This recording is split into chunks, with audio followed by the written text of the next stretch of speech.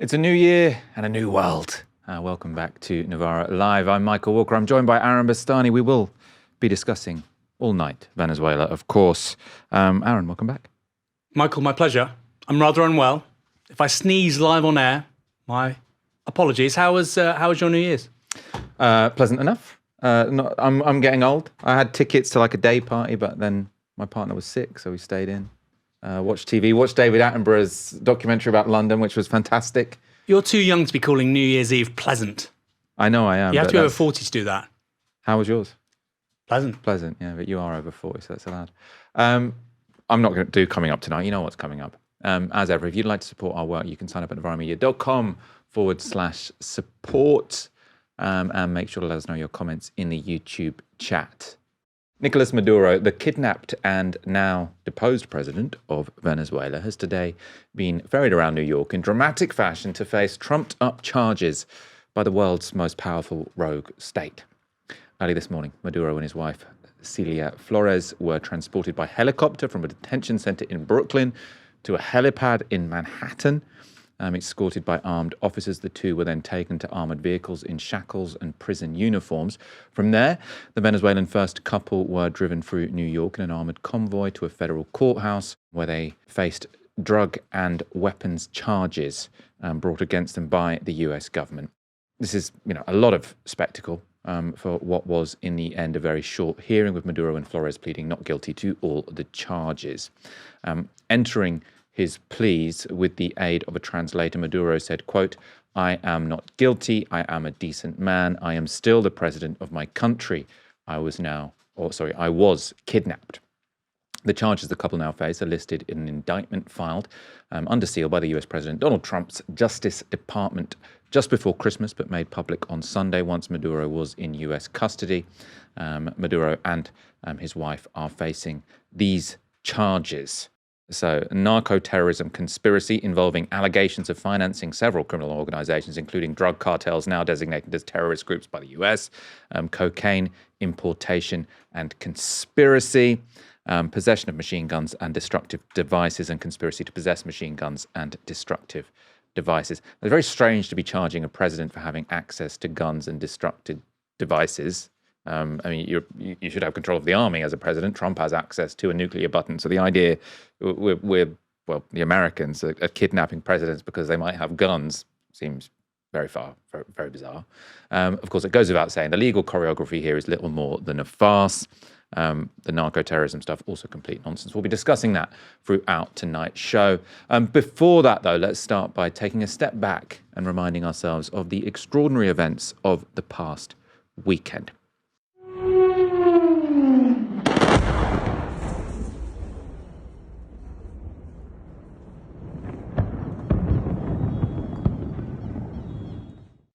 So that was the moment a US airstrike hit the Generalissimo Francisco de Miranda airbase in Caracas in the early hours of Saturday morning.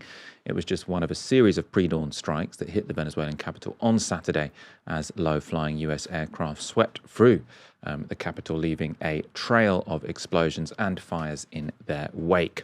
Also hit was sites in strategic areas beyond Caracas, including one of the country's airports, as well as the port of La Guaira. The first phase of the attack, dubbed Operation Absolute Resolve, involved over 150 US aircraft, including bombers, fighter jets, and surveillance planes, launched from 20 bases on land and sea across the Western Hemisphere. Their mission seemed to have been threefold. First, to create a dazzling display of shock and awe within the capital, and second, to knock out Venezuela's strategic air defenses, with several military sites hit. Third, though, was to offer cover to a convoy of low-flying helicopters that entered the country just 100 feet above the sea. It was a pretty ominous sight, as this footage shows, with a stream of helicopters flying across the city's skyline, plumes of smoke and explosions in the background. Some of those helicopters were carrying US law enforcement officials tasked with arresting Maduro and Torres, but some were carrying members of the elite Delta Force, that's the US military's top special mission unit, who made up the extraction team tasked with abducting the couple. They arrived at Maduro's compound at just after 2 a.m. local time, and from there it was just minutes before the operation was complete, with Maduro and Torres snatched as they tried to reach a fortified safe room. According to General Dan Kane, chairman of the Joint Chiefs, Planning for the operation began months ago and involved every branch of US intelligence. It also involved turning one government official close to Maduro into a CIA asset who reported on the president's daily movements, as well as the construction of a full-size replica of Maduro's safe house. Is apparently what they also did when they captured bin Laden. That's where, of course, special forces practiced their movements ahead of the operation, which took just 2.5 hours to complete. As you'll now know, it ended with Maduro, pictured here in a photo released by Trump, handcuffed, blindfolded, and clutching a bottle of water amid a US warship, or aboard, a US warship. With Maduro removed, illegally of course, from Venezuela, questions quickly turned to who was running the country. This was Trump speaking after the operation on Saturday from his Mar-a-Lago resort. Well, we're going to be running it with a group, and we're going to make sure it's run properly. We're going to rebuild the oil infrastructure, which will cost billions of dollars. It'll be paid for by the oil companies directly. They will be reimbursed for what they're doing, but that's going to be paid. And we're going to get the oil flowing the way it should be. As you know, it was just a minor flow. It was actually a minor flow for what they have. But we're going to run it properly, and we're going to make sure the people of Venezuela are taken care of. We're going to make sure the people that were forced out of Venezuela by this thug are also taken care of. Obviously, with other presidents, when they do imperial interventions in other countries, they normally make up a different excuse. They say it's for democracy. They say it's to protect us against terrorism. Trump just says it's for the oil. We want to get the oil. The oil companies will make sure that all comes out of the ground. Now, of course, the idea of the US running Venezuela remotely, difficult to see what that means without a full-scale occupation. Multiple journalists at that press conference pressed the president for details. Are you saying that Secretary Hegseth and Rubio are going to be running Venezuela, and will you be sending in U.S. military troops to provide? They're going to be a team that's working with the people of Venezuela to make sure that we have Venezuela right. Because for us to just leave, who's going to take over? I mean, there is nobody to take over. You have a vice president who's been appointed by Maduro, and right now she's the vice president, and she's, I guess, the president. She was sworn in as president just a little while ago. She had a long conversation with Marco, and she said, we'll do whatever you need. I think she was quite gracious, but she really doesn't have a choice. So Trump there was talking about the vice president, Delcy Rodriguez, as well as Venezuela's vice president. She was the oil minister under Maduro. As he said there, she was sworn in as interim president just hours after Maduro's abduction. Shortly after Trump told the world that Rodriguez would do whatever the US needed, she took to Venezuelan state TV to say something quite different. We are ready to defend Venezuela. We are ready to defend our natural resources that must be for national development. The extremists who have promoted this armed aggression against our country, history and justice will make them pay. If there's something that the Venezuelan people and this country have very clear, is that we will never again be slaves. By Sunday morning, Trump had his own response to Rodriguez's apparent defiance, telling The Atlantic, quote, if she doesn't do what's right, she is going to pay a very big price, probably bigger than Maduro. So considering that he was captured, I suppose that means killing her. Trump's Secretary of State, Marco Rubio, was a little more conciliatory on ABC.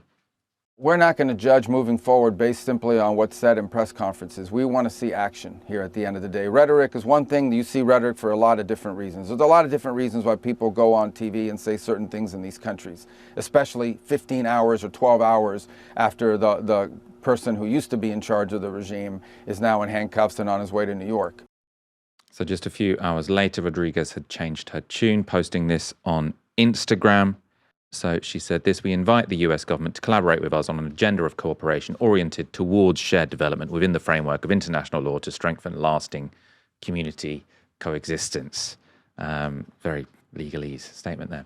On Air Force One today, Trump gave this account of the situation. Don't ask me who's in charge, because I'll give you an answer and it'll be very controversial. What does that mean? That means we're in charge. It does seem as if Rodriguez's assumption of the vice presidency had been sort of long in the making. That's if reporting from the US and UK papers are to be believed. So the New York Times has reported this on Rodriguez's ascent to power in Venezuela. So they said US officials had already settled on an acceptable candidate to replace Mr. Maduro, Vice President Delcy Rodriguez, who had impressed Trump officials with her management of Venezuela's crucial oil industry, which is surprising given that the oil industry doesn't seem to be functioning very well, but there we are. The people involved in the discussion said intermediaries persuaded the administration that she would protect and champion future American energy investments in the country. They go on, quoting a senior official saying, "I've been watching her career for a long time, so I have some sense of who she is and what she's about. I'm not claiming that she's the permanent solution to the country's problems, but she's certainly someone we think we can work at a much more professional level than we were able to do with Maduro." The Sunday Times had a separate report saying sources close to Rodriguez said she had been offered deals to push Maduro aside by the US in recent months, including by US Special Envoy Richard Grenell, and by a prominent Miami lobbyist. And they added, "It's good news Delcy is in control because it means there can be stability and things can happen without further violence. And she's someone who is very pragmatic as well in terms of how she deals with things." The embrace of Delcy, of course, leaves another politician out in the cold. This year's Nobel Peace Prize winner, Venezuelan opposition leader Maria Corina Machado, had been busily supporting Trump's military interventions in her country. So she'd say, "Please come and invade."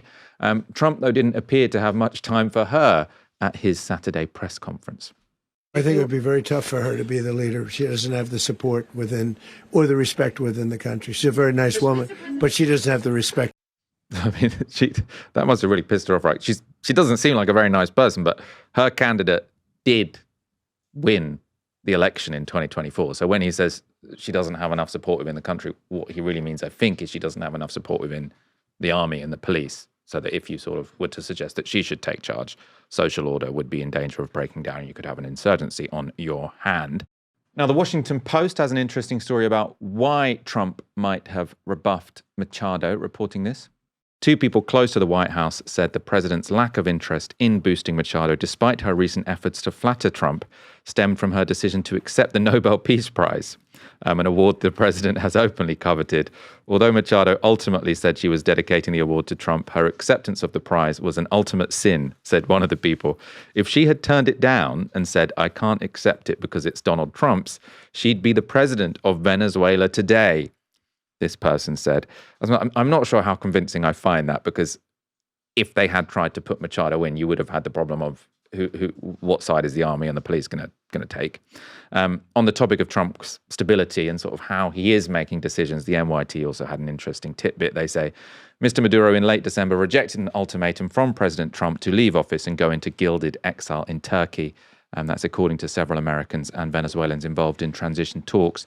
This week, he was back on stage brushing off the latest US escalation by bouncing to an electronic beat on state television while he was saying, "No crazy war." Now, apparently, Mr. Maduro's regular public dancing and other displays of nonchalance in recent weeks helped persuade some of the Trump team that the Venezuelan president was mocking them and trying to call what he believed to be a bluff. And that's why the White House decided to follow through on its military threats. So the one thing, it's a bit like when people say the whole reason this is all happening is because Obama tried to humiliate Donald Trump at one of the White House correspondents' balls. Now he's invaded Venezuela because he didn't like Maduro doing these dances. Probably something more fundamental going on than that, but with Trump you can never be sure. The capture of Maduro has led to celebrations from some of the 8 million Venezuelans living in exile globally. 1 in 5 Venezuelans have left the country in recent years. That joy for opponents of the regime might have been tempered by the fact that it is people from Maduro's regime who remain in power, not the opposition leaders they might have preferred. Within the country, I suppose it's difficult to gather what is the mood among the general public. These are some interviews, though, captured at a pro-Maduro protest in Caracas by Reuters.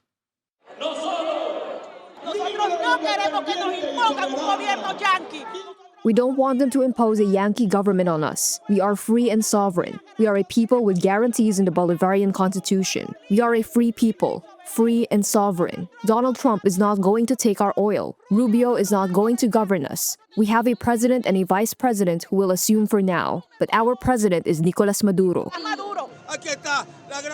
Here is the great motorized force of Caracas. We took to the streets of Caracas to tell the world to raise their voice about the kidnapping of our president. And we won him back, damn it. Long live the homeland, and long live Maduro. So, I mean, the size of those protests is interesting. So obviously there was a coup or an attempted coup against Chavez in 2002 or 2003, I can't quite remember. And one of the reasons that was sort of defeated is because you had hundreds of thousands of people coming out into the street. As far as I can tell, we haven't seen that this time around. Aaron, I'll be going to an expert guest in a moment to find out some more of the details about whether we are seeing massive protests in Venezuela, or if not, why not? Initially, though, I want your initial take, your initial thoughts on viewing these dramatic events over the weekend. Before you go to the expert, you'll go to the inexpert analysis. It's really important to say that this is a continuation of the norm for the United States and how it treats Latin America. In many ways, Trump is, of course, an exceptional president. He's a break with the status quo. But if you look at the long term, the last 130 years, this is very much in keeping with what we've seen. You had US Marines in places like Haiti and Cuba at the turn of the 20th century. Of course, Reagan was embroiled in various deplorable episodes in both Central and South America. You can go further and further and further back and find all manner of things. Dollar imperialism and claims of bringing liberty. So all manner of arguments have been made for US interventions in South America, and Trump has actually pretty much made all of them, depending on what day of the week it is. Where it is different, however, is that we now live in a world of increasing multipolarity and uncertainty about how the US views its role in wider global affairs. And that's why it's particularly interesting. You know, you could talk about Aristide in Haiti. You could talk about Noriega in Panama. This has happened many, many times before. But the point that this is happening at now is coterminous with a potential intervention in Iran, Gaza, Russia's war in Ukraine, and people are broadly insinuating, I think correctly, that it's part of a wider shift to a new kind of global settlement. And Ash was very kind to cite my thinking on this on X over the weekend. We're moving to a world of three global apex predators: Russia, China, the US. And the US views the Western Hemisphere as its sphere of influence. I'm broadly sympathetic to that, broadly. I don't think it's the whole story, though, because one must remember that one of the more absurd things that Trump did in his first presidency was issue an arrest warrant for the daughter of Ren Zhifeng, the CEO of Huawei. Imagine the daughter of Bill Gates or Elon Musk, very, very senior figure, the most senior industrialist in China, and they tried to lock up his daughter, right? That only ended with the Biden presidency. So I wouldn't necessarily give that much or ascribe that much rationality to how Trump does these things. Some of the response has, however, made me laugh. It only took 90 minutes. Guess what, dummy? The first 90 minutes of the Iraq War took 90 minutes. It's not over. Or Andrew Tate saying, it was just one helicopter flight and now we have trillions of dollars. No, you don't. The vice president's in charge and you don't have trillions of dollars worth of oil.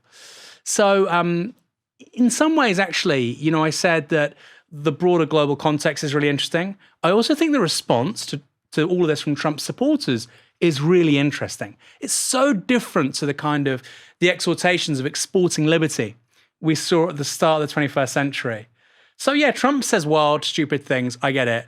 But there is a mass movement actually saying things which are even more zany, more hyper-nationalistic, more crude, more, you know, murderous and genocidal than even he is. And maybe that is the future direction of the Republican Party. I suspect not. I suspect it's so insane it burns itself out. But I think that's what's really interesting here, is the dual level of the geopolitics, but also this social movement beneath Trump, which, let's be honest, is wild, incoherent, and mad. Let's bring in Juan David Rojas. Juan is a US-based journalist who specializes in Latin America, writes the Substack Social Democracy with Populist Characteristics, which is very up my street, as a sort of statement. You spent much of the last year covering the escalating rhetoric. Juan, welcome to the show, first of all. Happy Bad New Year, guys, and I sign off on everything you guys just said. Perfect. That still leaves us with a lot to talk about, though. I want to know from you, did the events of the weekend take you by surprise? I mean, they took me by surprise, but as someone who's been sort of following it more closely, did you actually see this as one of the plausible outcomes, sort of coming in the middle of the night, abducting Maduro? I mean, and it's still shocking, but no, honestly, no, I wasn't. I mean, I expected this to happen. Yeah, I mean, it's still surprising, but the problem is, once they had that much firepower in the Caribbean, like if they didn't use it, they would just be humiliated. And actually, that's probably one of the most important things to consider here, because Maduro was basically offering everything. We talked about this last time. Everything that they wanted. But, like Trumpism operates on vibes, not results, nothing like practical, really. They need to just show, a signal. You can't call it virtue signaling, vice signaling, more like, because that's what the base wants to see. The base wants to see bombs, spectacular action. This is a guy who's doing something. So, unfortunately, yeah, it tracks. I suppose the other thing that that I suppose I was surprised by was how easily, as Aaron says, of course, this is the beginning of a war. It could go horribly wrong. I assume it probably will. But in terms of this process of sort of kidnapping and extracting Maduro, it did seem, that they did it without that much pushback and blowback. So what's your understanding of what was agreed before this happened? Mm-hmm. So presumably the vice president, did the vice president know? I mean, some people around him certainly knew, but what's the extent of who was in on this, let's say? It looks like Delcy Rodriguez, who just assumed the presidency, probably, reached some sort of agreement. It was probably not just her. Another important person is Diosdado Cabello, who has long been seen as like Chavismo's number 2. And a lot of reporting had said that he had a rivalry with Maduro. Anyway, most likely they turned on him and probably had to say, I mean, it's kind of insane to think about, but they probably, in a way, greenlit some sort of operation because they need to save face that they resisted, even though, let's be real. And that's the other thing. I mean, people are cheering on, look, oh, sure, the Delta Force guys, they just follow orders, I have nothing against them. But Venezuela, its military is a joke. Its troops are not motivated. It's extremely corrupt. It's not that. I mean, it is spectacular, I guess, but it's also they went for the lowest hanging fruit. Talk to us about Delcy Rodriguez. So she was the vice president under Maduro, now the president, presumably some kind of agreement with the administration in the United States. The New York Times recently called her a moderate. I mean, what is she? How should we understand Delcy Rodriguez? She is the same as Maduro. She is pragmatic in the sense that she's just looking to get ahead and stay in power. She's apparently one of the more competent individuals in Chavismo. The reason why apparently they liked her is because she had presided over a relative revival of the oil industry in recent years, which has been completely destroyed. Now, I mean, it was also Maduro directing her.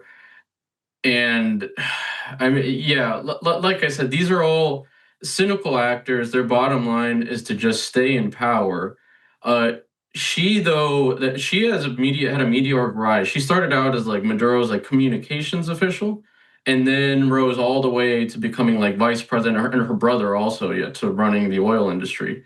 So, and there was a crackdown last year in PDVSA, the state oil company, where they took out a bunch of executives that were having stripper parties and gold bars and the executive suites and all this kind of stuff. So, anyway, we're talking again about a country that's been veering on failed state status for the past 10 years. So the plan from Donald Trump appears to be to sort of leave everything the same. So you've removed Maduro, but you've got Delcy Rodriguez as president, and presumably, the army, the police, the party stays in power. So it's a very similar situation, but now the Americans have greater access to Venezuela's oil. Is that sort of status quo that can maintain itself? I mean, they don't even have, greater access to Venezuela's oil yet. It's impossible to know how this is going to go. I started to think, okay, yeah, maybe they'll, just keep Delcy and, cut some deals with her. Basically, again, the deals that Maduro was offering before. But on the other hand, and there's competing currents within the administration. I'm sure that Rubio is the one pushing for a full regime change and new elections and handing over power to the opposition. While other currents, Trump's special envoy to Venezuela, Richard Grenell, who had cut other deals with Maduro, maybe he wants to keep the regime intact. Some of the oil guys who know the oil interest, which that's another can of worms, but it's impossible to know. I mean, it seems like she's willing to play ball, right? And I think, but both Rubio and Trump, I think, had said that they want to hold new elections. So that would suggest they're going for full regime change. On the other hand, you can't take anything that they say seriously. I mean, they floated an occupation. They floated taking all of Venezuela's oil. They floated more strikes and more boots on the ground. I guess, yeah, it'll depend on exactly which current wins out. Trumpism is, you guys said this, is incoherent by definition. So, do we have a sense of what is going on in Venezuela right now? I mean, it doesn't seem like there are sort of mass protests on the street. There are clearly some protests on the street. There are lots of sort of Venezuelan emigres who are pleased, some who aren't. But do we have a sense of what's going on the ground in Venezuela at the moment? There is a lot of propaganda right now by all sides. So I was really taken aback when I realized that all of these images circulating of Venezuelans celebrating are outside of the country. And even outlets that, are against the, imperialism, and some of them fell for traps or had kind of misleading statements. I myself, fell in this trap looking at some of these videos. Yeah, and it turns out inside of Venezuela, it looks like there's basically no one celebrating that Maduro was kidnapped, which would make sense considering the circumstances that most people would just be in their homes. Now, those images that you guys showed, if anything, there's larger demonstrations in favor of Maduro. That's probably the regime stimulating them. Although I did see some outlets saying that, we're seeing people that never supported Maduro out with us. Who knows? It's hard to say. Now we're going to get into a fog of war situation.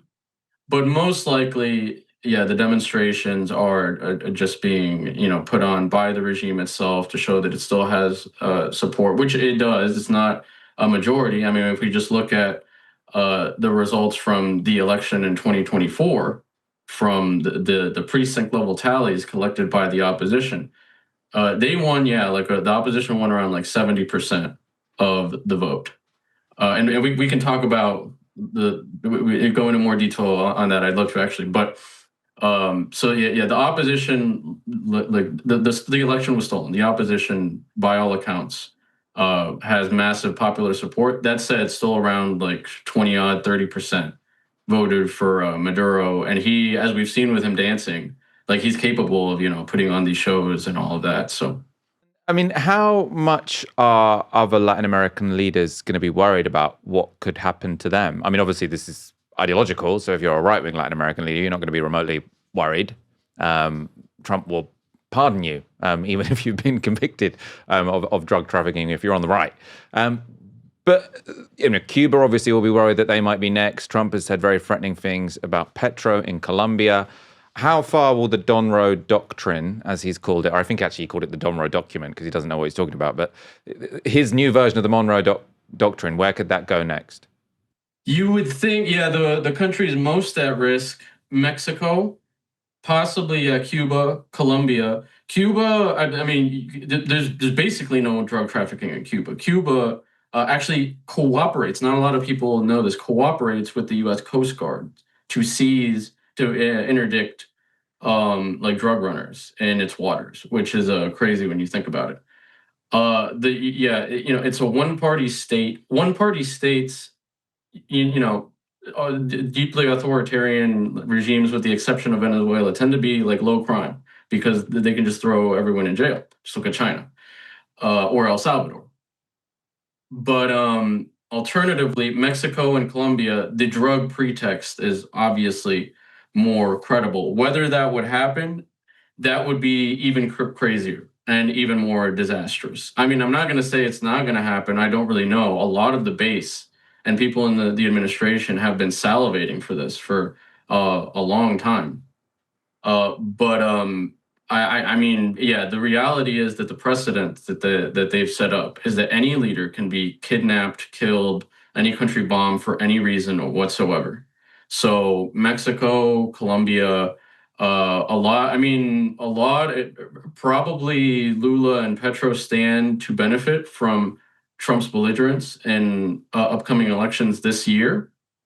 So yeah, I don't know how the calculus is going to look like. I will say the one thing that probably would save their countries from being bombed is that, Venezuela is a pariah state. It doesn't get like any tourists. It doesn't really have, other than Chevron, like any American businesses there. Mexico has like 3 million U.S. citizens that like live within its borders. So if you start bombing Mexico, there's a non-trivial chance that you'll kill American citizens or international tourists. Same thing in Colombia. So that's the only line of defense, that hopefully you have some Americans in the country. I guess so, yeah. Well, and Mexico also is the U.S.'s largest trading partner. So the nuke to both countries' economies would, be horrific, and it would have insane consequences for security cooperation between both countries. I mean, that this really is the worst case scenario. I've said ironically that maybe the best case scenario for the region is that this action in Venezuela proves to be such a disaster, it deters them from trying the same stuff elsewhere. Juan David Rojas, thank you so much for joining us this evening. Great to get you back on the show. Aaron, I want to talk to you, I suppose, more about the Monroe Doctrine. So the Monroe Doctrine, James Monroe, president in 1823. This was the idea that the entire of the Americas was the United States sphere of influence. At the time, this wasn't so much. I mean, obviously, it clearly did sort of impinge on the sovereignty of those independent countries, but it was more directed at Europeans. It was to say South America and Central America are no longer the playground of, I suppose, especially the Spanish and the Portuguese. You guys keep out. This is our sphere of influence. Really, since then, it has been seen as America's sphere of influence, but no one has been quite as explicit for a very long time as Donald Trump in being willing to say, if I don't like your politics, I can get rid of you. So I suppose it is now, and there was a whole pink tide, and there were attempts under many different governments to undermine and overthrow those governments. Chavez in 2002, obviously you can go back to Salvador Allende in the 70s. But does this mean Maduro wasn't democratically elected ultimately because he lost the 2024 election. But does this mean the end of democracy in the Americas if Trump is willing to just go in and capture leaders? What I think it does do is change the arguments around nuclear proliferation, which we've said a lot. I think lots of countries will look at the last 5 years, whether it's Russia's invasion of Ukraine, whether it's how the United States has behaved towards other countries in the Western Hemisphere, by the way, including Canada.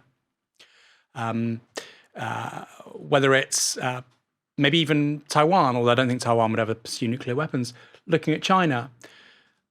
The arguments around non-proliferation have basically collapsed. Ukraine at one point had the world's third largest nuclear arsenal in the early 1990s. They gave that up on the basis of security guarantees from the Russian Federation. People love to talk, quite rightly, about the guarantees of NATO not going east. Those were broken, absolutely. But also Russia gave guarantees that we won't invade you, provided you get rid of this huge nuclear arsenal that you have. Ukraine did that. I think they'll come to regret it. So I think if Trump did ever try to remove the head of state in Mexico, I find that implausible, by the way. Mexico is a huge economy, a central member of the G20. I think, it's the largest Spanish-speaking country in the world. Maybe the Philippines is up there too. It's a major player in any case.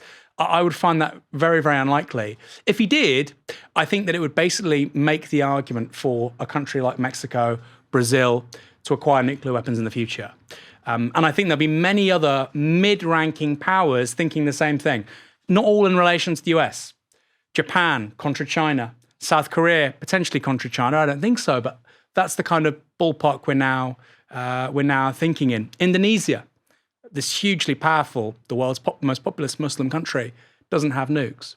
I think now, in a world where Donald Trump is setting the agenda like this, and he may be a one-off, it might be a blip, but if this is now how the United States conducts foreign policy, you do not have sovereignty without nuclear weapons. You do not have sovereignty. Look at North Korea, right? Trump isn't fighting around with North Korea because they have ICBMs and they have nukes. Yes, the US would win a nuclear war with North Korea, but North Korea could basically kill, 100 million people in the US and flatten all its major cities. The US doesn't want to do that. I'd also add one other country, by the way, that is sovereign, Afghanistan, because it's mountainous and the people that live there were simply unwilling to be occupied by anyone, least of all the Americans. So I do think that Don Roe doctrine is so excessive that it would lead necessarily to a response that would look something like nuclear proliferation. We're going to talk about Greenland and Europe in a few minutes. A similar point could be made. I think that sometimes a revolution is so candid and stupid, the counter-revolution is much, much stronger. And I suspect that's what Trump is going to do with the world's other blocs, whether that's South America, whether that's China, or indeed whether that's Europe. Although, in that final case, it does seem like they're taking an eternity to get their act together. European leaders were all rather mealy-mouthed about Trump's blatantly illegal coup in Venezuela. They were all sort of monitoring the situation. They couldn't possibly say whether what was clearly illegal was illegal. Now, though, it looks like Europe could be Trump's next victim. In the immediate hours after the Venezuelan coup, Katie Miller, who is wife of Trump's head of policy, Stephen Miller, tweeted a mock-up image of Greenland covered with the United States flag, or coloured in with the United States flag. She captioned it by saying simply, soon. Donald Trump then weighed in on Sunday night. Do you expect to take an action against Greenland? Well, I don't want to talk about Greenland. Let's talk about Venezuela, Russia, Ukraine. We'll worry about Greenland in about 2 months. Let's talk about Greenland in 20 days. Venezuela, we talked so much about energy. By the way, I will say this about Greenland. We need Greenland from a national security situation. It's so strategic. Right now, Greenland is covered with Russian and Chinese ships all over the place. We need Greenland from the standpoint of national security. And Denmark is not going to be able to do it, I can tell you. Greenland is a self-governing territory in the Kingdom of Denmark. Trump's explanation for wanting to take it for the United States has changed over the years. So in 2019, he suggested the US could buy it from Denmark in the manner of a real estate deal. So Greenland has vast stores of critical minerals and fossil fuels set to become more accessible because of climate change. So that's why he was saying he wanted it then. We'll buy it, then we'll get the minerals. Trump now, as you saw in that clip, is framing the motivation as one about protecting America's national security. The logic there, if there is a logic, is that Greenland lies along the shortest route from Europe to North America. So it's potentially vital for the US ballistic missile warning system, though the US does already have an airbase and radar station there. It's not exactly as if Greenland is currently controlled by some hostile power who won't let the Americans use it for their own defense. The Danish Prime Minister has hit back at Trump's latest comments. So this is what she said. It makes absolutely no sense to talk about the US needing to take over Greenland. The US has no right to annex any of the free countries in the Danish kingdom. I would therefore strongly urge the US to stop the threats against a historically close ally and against another country and another people who have very clearly said that they are not for sale. The Prime Minister of Greenland, which has a population of about 56,000 people, seems to concur. So he said this: when the President of the United States says that we need Greenland and links us to Venezuela and military intervention, it's not just wrong, it's disrespectful. Denmark, of course, is a NATO member and a member of the European Union. EU leaders have today pushed back against Trump's claim that Greenland will be next. The Brits took a while to work out their line, though. Migration Minister Mike Tapp was on Sky this morning. Allies matter. Allies influence, they pressure. I mean, let's look at Greenland, for example, right? We've had the Danish Prime Minister calling on the United States to stop the threats against a historically close ally and against another country and another people who have very clearly said they are not for sale. If Donald Trump's moves against Greenland or against, Denmark, is that a different matter? Will the UK government condemn that? First, I'll be really clear that allies do matter, which is why these careful diplomatic conversations behind the scenes are ongoing with the United States and with our European allies and Five Eyes partners. And we're not going to give a running commentary. But what about Greenland? When it comes to Greenland, Denmark and the United States, these are both NATO members. And I'm really proud that NATO has used discussion over division to ensure that these problems in the past Can you at grow. least just say Donald Trump should not, do the same in Greenland? What I can say really clearly is I can't see this being any different to any previous conversations that need to be had between NATO members. And I find it extraordinary that you can't just say flat out that Donald Trump needs to. And I think the Venezuelan issue intervene on Greenland. The Venezuelan issue I find that extraordinary. is obviously different to the Greenland issue, but that's for them to have those discussions. It's for NATO to have that solid anchor to ensure that there is no division here. So you don't have an opinion on whether or not Donald Trump should go into Greenland? Well, look, this isn't for me to sit here and talk about hypotheticals. We could go on forever. The Danish Prime Minister is talking about this. She's asked the US to step the threats. This is not a hypothetical. And that's why it's really important that allies stand firm and ensure that discussions, and that's because we're not giving a running commentary on that. There'll be more in the House today in general, but of course... But you can't say Donald Trump shouldn't invade Greenland. Diplomacy is delicate, which means we're not here to give a running commentary in the news, unfortunately, as much as that would be fantastic for viewers, and on Twitter, but it's the end results that matter, and working together with our allies and sticking to international laws is what we stand for as a country. I love that line of, we're not here to give a running commentary. You are a politician, and if you're asked, should this country annex a part of your key ally, you should presumably have an opinion. Allies, we stand firm that we should discuss this and we should have unity, not division. Donald Trump has just said he wants to take part of Denmark's territory. What did you make of Mike Tapp? Mike Tapp is tapped. He's one of those people who likes to project strength, but he's weak against the strong, and he's very strong against the weak. So if it comes to expelling some 65-year-old grandmother who happens to have a certain position on Israel-Palestine from the Labour Party and traducing her in public and in the media, he'll happily do it. But if it comes to defending the sovereignty and the democratic rights of European citizens, which of course that's what people inhabiting Greenland are, Greenlanders are, he's quaking in his boots. So he's one of these fake tough guys, one of these limp tough guys that I'm not really especially fond of. The Danish PM has said something. We're not speculating about anything. And I'd say one other thing as well, Michael. If Denmark is in the crosshairs of Trump's agenda, anybody could be. Denmark is a model ally of the US in Europe and a model member of NATO. They've just signed a deal to buy, I think, over 40 F-35s, costing around $5 billion. $5 billion. This is a country of 6 million people. The equivalent would be us buying $50 billion worth of military kit from the US. And what does Trump do in response? We're going to annex some of your territory. And it's our part of the world as well, Michael. It's the North Atlantic. So you look at the way that the White House and the retinue around Trump treat their allies. You look at how they behave in actually what was historically Britain's quote-unquote sphere of influence. Bear in mind, of course, Greenland joins Canada as well. And of course, there should be a catalyst for concern from somebody in the government. I won't give a running commentary. You're literally on TV on a politics show. Why don't we all just go home if you won't at least explain some basics and respond to comments made by the Danish Prime Minister?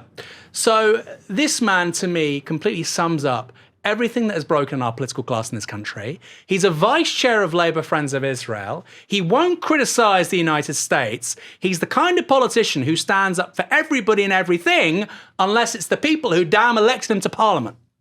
All right, well, by this afternoon, Keir Starmer's team, presumably, maybe they'd done a focus group, I don't know, but they decided that line couldn't hold, and Starmer decided to stand up and be brave. The Danish Prime Minister's told Trump to stop the threats about Greenland. Do you agree with her? Well, I stand with her. Okay. And she's right about the future of Greenland.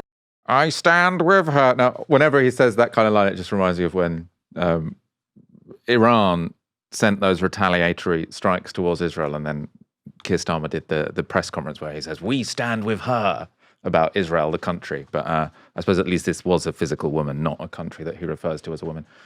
I'll say one more thing as well about Starmer and TAP, right?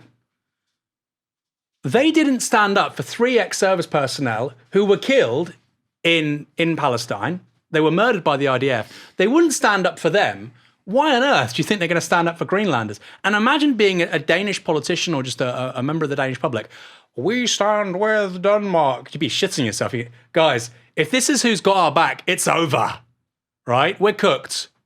Again, Keir Starmer, you look at him, and it's something maybe we'll talk about in a few minutes before the end of the show very quickly.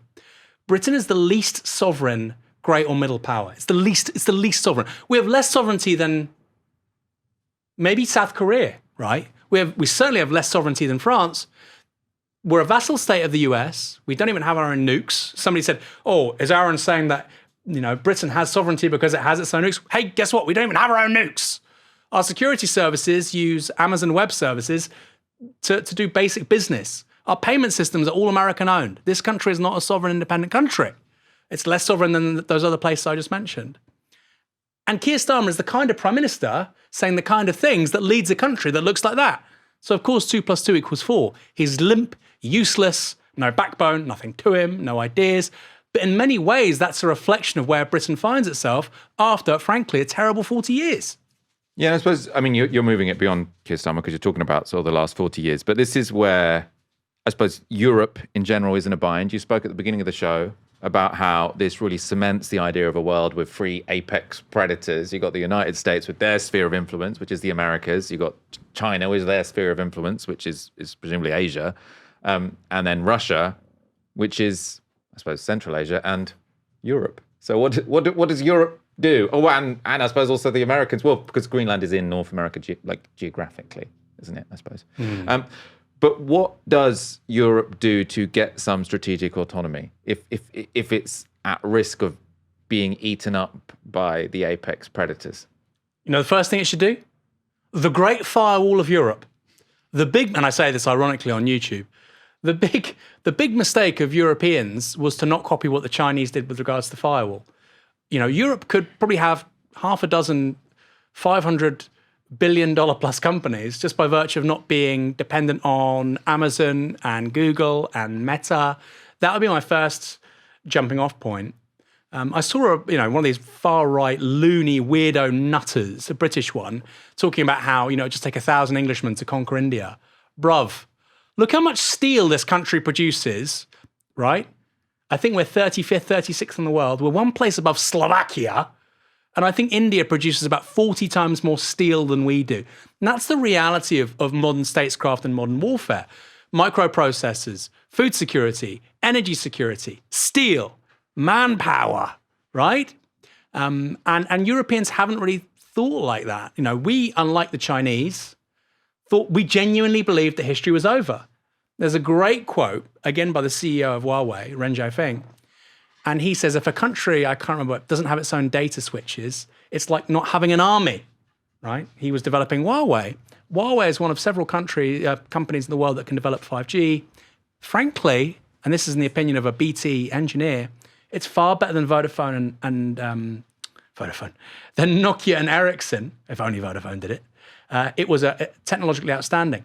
Europeans and European leaders have not focused on building this quite basic stuff, again, for 40 years. Why? Neoliberalism. The idea that you don't need to develop your own industry, the idea that, maintaining a certain social consensus within your country in terms of equality and fraternity amongst citizens, they go hand in hand with technological, political, and military dependence on the United States. And the ironic thing is this, Michael, I'll finish with this. The last 35 years have been tremendous for American empire. They've been fantastic. And I think in a way, if the US sees Greenland, I don't want them to do that, but if they did, that might be actually quite a cheap price to pay for Europeans to recognize that we have to get our arse in gear and we can't depend on these people. We certainly shouldn't be shoveling millions, billions of dollars every week across the Atlantic.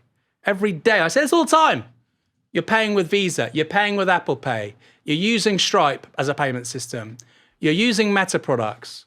You're buying something at a shop which is owned by a US asset manager, right? Your block of flats is owned by Blackstone. Your energy company is owned by, I don't know, Nomura, which, okay, fine, is Japanese. But the point is this, the critical infrastructure for our everyday lives is not owned by people in this continent, let alone this country. Let's go to some super chats, actually. We've got one more story about the guy who seems to have made hundreds of thousands of dollars betting that Maduro would be arrested precisely when he was arrested, presumably because he was inside the Trump administration. So we'll go to that in a moment. But first of all, we got some super chats which raise some big questions. So Lewis says, Maduro turned down gilded exile in Turkey. Most autocrats would kill for that. I bet Lukashenko would love a kebab in the Anatolia Sun.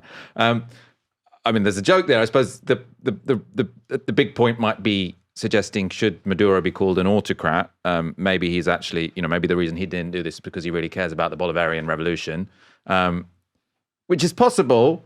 I mean, he did steal the election in 2024. There's lots of sort of debate on the left now about how to talk about Maduro. Do you say that this is a revolution that needs to be defended, or do you say that Maduro actually, is not really a government you want to defend, but also everyone can agree that illegally kidnapping him and doing a coup from Washington or Florida, I suppose, from Mar-a-Lago is a bad idea. Where do you stand on this, Aaron? I think if you want to be a one-party state, be a one-party state, right? If that's what you want, if that's your thing, like Vietnam, China, they're very successful one-party states. Venezuela was in this weird space, very 20th century coded, right, of claiming to be a democratic multi-party system when actually in recent years it hadn't been. Very important to say, by the way, that's quite recent. Up until about 10 years ago, you had all manner of external foreign bodies monitoring these elections, saying they were legitimate democratic elections. The last one was the one where people start to go, my view, and I've studied this a little bit, none of the Chavez victories in any way were quote unquote fixed or rigged. The Jimmy Carter Center for Overseeing Elections, one of the most important organizations out there for saying this stuff, monitored all of those elections, said they were fine. The way they were done was very expeditious. They used digital terminuses and so on. So it's weird, right? If you want to do the one-party system thing, increasing numbers of countries are doing that well, actually. Do it. I'm not suggesting I would do it. It has its advantages, right? It has its disadvantages too. But the whole, we're democracy, we're a multi-party system, and then not adhering to that, I don't really see the advantages. Just be like Vietnam, be like China. Well, I think if you want to be a one-party state, then instead of... So there's this debate. Do you have sort of process legitimacy, which is you say you're a legitimate government because you were elected and the rules were followed, or do you have output legitimacy and you say we're a legitimate government because we provide a good standard of living for our people? Yeah. And China and Vietnam have a good claim to output legitimacy. They can say we weren't elected in multi-party elections. I mean, there will be a claim that China has some form of democracy that only functions within the Communist Party itself. I don't find that a particularly strong argument. The strong argument with China is that it's a legitimate government and it does seem to have very much widespread consent among its people because it provides them a good rising standard of living. Now, Venezuela, under Maduro, didn't have the process legitimacy because it lost that election in 2024 and didn't really have the output legitimacy because the quality of life in Venezuela was terrible. 1 in 5 people left. Now, obviously, that leads to the argument of why was the economy of Venezuela a mess? Was it because of internal mismanagement? Was it because of corruption? Or was it because of US sanctions? To me, the answer to that question is both. Oil curse as well, right? It's very difficult to industrialize when you're exporting large amounts of petrol because it has an impact on your currency. You can't have a cheap currency to aid and abet exports of technological goods, which of course, Vietnam and China base their model on that. It's much harder to do that when you're an energy exporter. Anyway.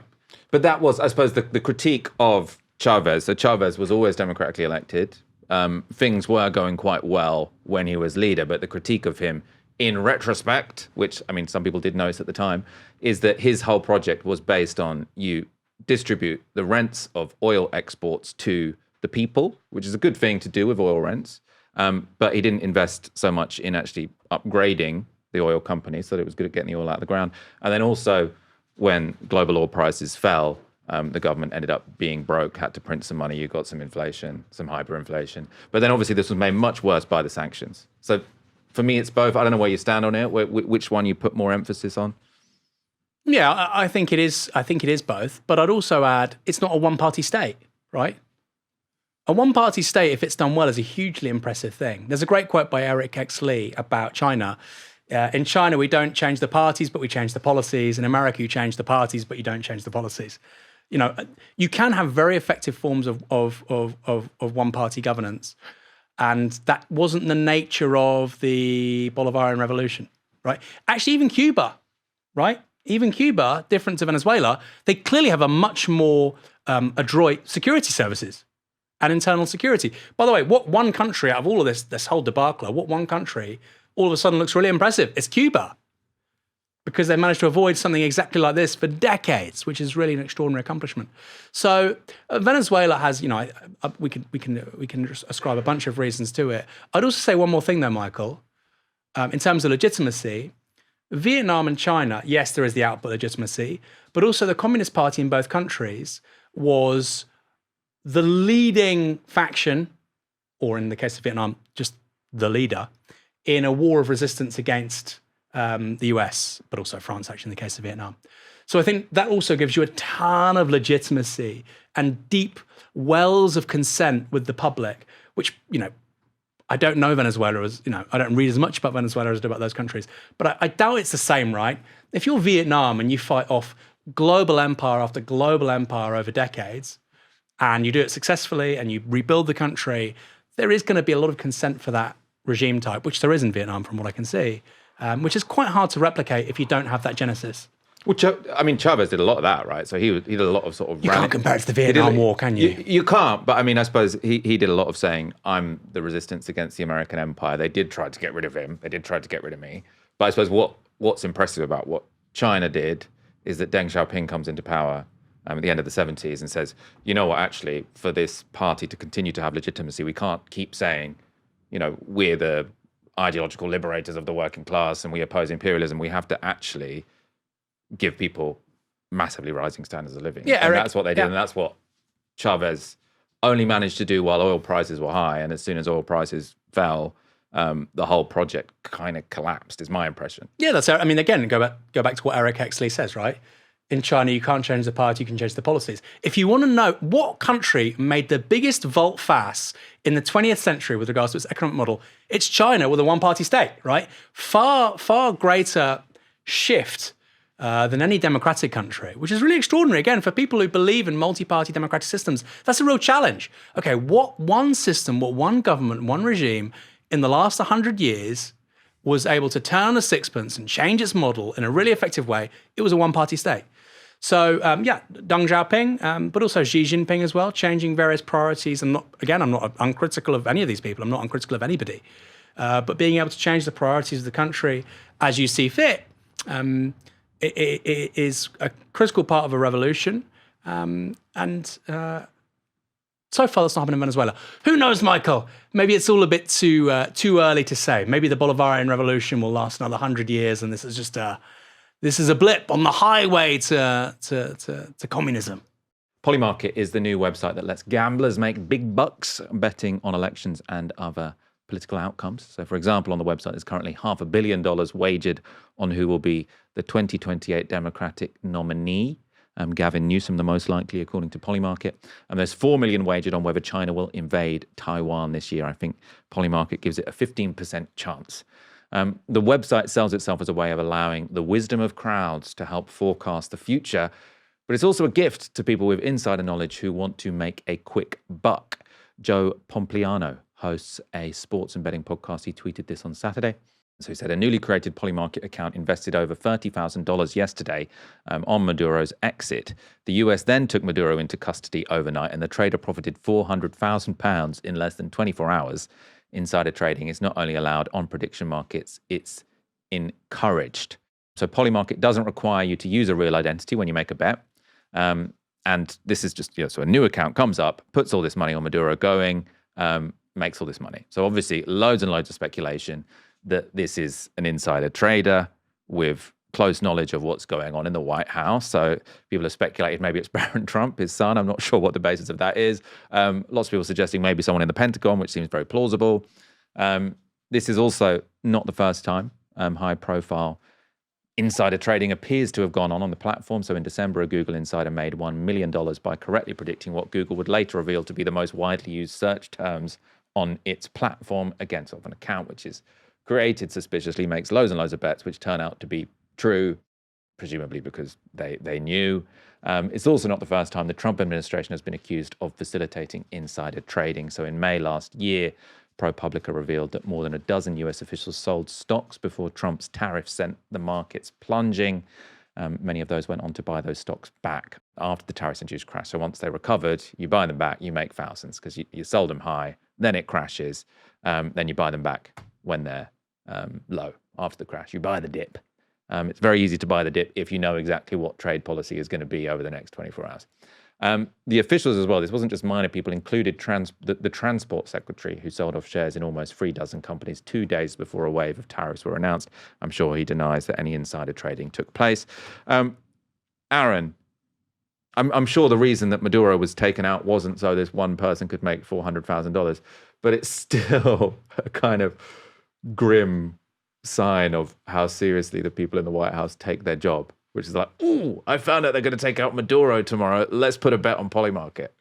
We just keep on creating more and more shitty incentives within Western politics. This is one example, and I find it remarkable. You can set up anonymously a new account and just put down $30,000 and no problem. No questions asked. You see this time after time, local government reorganization in this country. Who wrote the original report? Pricewaterhouse, PwC. They wrote it. That's now being mentioned by the government with regards to the English devolution white paper.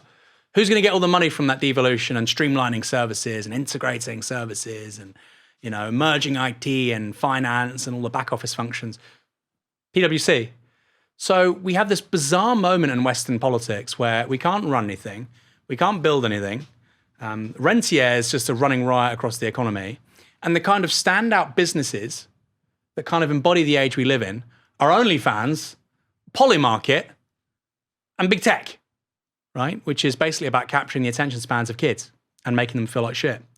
So look, I think the fact that Polymarket is able to do this, the fact that it's a household name increasingly, I think it's kind of emblematic of where modern capitalism is. Particularly its US model. Now, there are some other companies that do create quote-unquote real value. NVIDIA, the world's most valuable company, actually doesn't make things, but it makes the blueprints for other companies to make things, these microprocessors. But broadly speaking, Michael, it feels like the household names of modern capitalism are just like bullshit fake companies peddling gambling, addiction, distraction, and waste. And that's consultancy firms all the way through to Pornhub. Sorry, Pornhub. I'm not, actually. You should go out of business. Let's wrap up there. We'll be talking about Venezuela all week, I'm sure. Aaron Bastani, pleasure to see you. The year doesn't begin until I've seen you, so this is good. I was ill. I won't be hosting tomorrow. I am sick, but Michael, my God, your show energized me. Thank you, everyone, for tuning in. Come back tomorrow for another live stream from 6 p.m. For now, you've been watching Novara Media. Good night.